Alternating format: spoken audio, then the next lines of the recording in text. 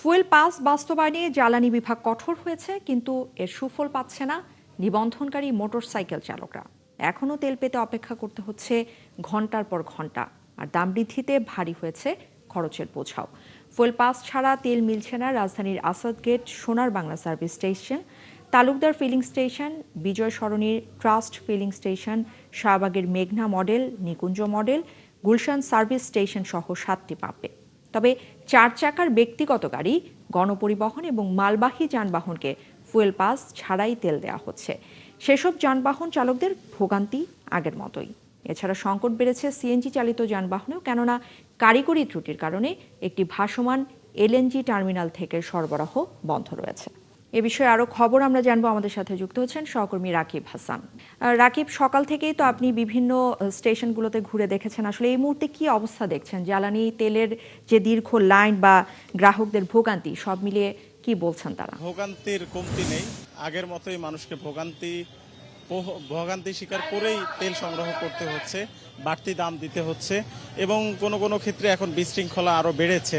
আমরা এই মুহূর্তে আছি আগারগাঁওয়ের তালতলা ফিলিং স্টেশনে। এখানে গত পরশুদিন এই লাইনে এবং উল্টো লাইনে যানবাহন ফিলিং স্টেশনে প্রবেশ করাকে কেন্দ্র করে এখানে বিশৃঙ্খলা হয় এবং গতকালকে এই ফিলিং স্টেশন থেকে জ্বালানি তেল বিক্রি বন্ধ রাখা হয়। তো আমরা এখানে এই ফিলিং স্টেশনের কর্তৃপক্ষ যারা আছেন তাদের সাথে একটু কথা বলতে চাই, তারা আসলে কেন এখানে জ্বালানি তেল উত্তোলন বন্ধ রেখেছেন এবং আজকে কি পরিস্থিতি ফেস করছেন। আজকেও গত পরশু দিনের মতো একই পরিস্থিতি সৃষ্টি হচ্ছে। আস্তে আস্তে মোটরসাইকেলের উল্টা পথের পরিসংখ্যা বাড়ছে।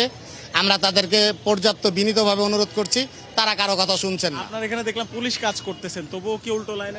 তারপরে উল্টা লাইন থামানো যাচ্ছে না। আমরা সবাই প্রশাসন সহ আমরা সকলে সার্বিক সহযোগিতা করতেছি যাতে উল্টা পথে না আসেন। যারা 3-4 ঘন্টা লাইনে আছেন তাদের এটা অধিকার, তারা তেল পাচ্ছে না কিন্তু উল্টা পথে এসে মানুষ তেল নিয়ে যাচ্ছে, তাদেরকে আমরা কোনোভাবে বোঝাতে পারতেছি না। আমরা বোঝানোর জন্য তাদেরকে ব্যর্থ। তারা কারো উল্টা লাইনে কারা? এলাকা ভিত্তিক ছেলেপেলে আছে, বাইরে থেকে বিভিন্ন জন আসে, অনেকে দেখে এখানে দাঁড়ায়। একটা মোটরসাইকেল দাঁড়ানো দেখলে আরো 5 জন এসে দাঁড়াচ্ছে, তারা নিয়ে যেতে চাচ্ছে।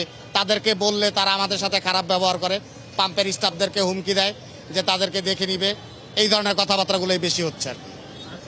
এখন হচ্ছে আপনারা কত লিটার জ্বালানি তেল পাচ্ছেন প্রতিদিন? আজকে আমরা 9000 পেয়েছি, 9000 লিটার অকটেন পেয়েছি, 4500 ডিজেল পেয়েছি। এটাতে কি সামাল দেওয়া যাচ্ছে পরিস্থিতি? গত পরশু দিনের চেয়ে আজকে মোটামুটি একটু পরিস্থিতিটা স্বাভাবিক হবে আশা করি, কারণ আজকে যেহেতু পর্যাপ্ত মোটামুটি 9000 তেল আছে। আজকে গত 3-4 দিন থেকে আজকে তেলের পরিমাণটা বেশি, আমরা অনেককেই দিতে পারবো। এটার জন্য আজকে আমাদের কাছেও ভালো লাগতেছে। যে আপনি শুনছিলেন যে আসলে দেখছিলেন পরিস্থিতি কেমন, আসলে কিছু কিছু মানুষ উল্টো লাইনে আসার কারণে পরিস্থিতি খারাপ হচ্ছে এবং যারা ঘন্টার পর ঘন্টা অপেক্ষায় দাঁড়িয়ে আছেন তাদের ভোগান্তি আরো বাড়ছে। ধন্যবাদ আপনাকে। রাকিব হাসান আমাদের সাথে যুক্ত হয়েছিলেন এবং জানাচ্ছিলেন রাজধানীর বিভিন্ন পেট্রোল পাম্পের খবরাখবর।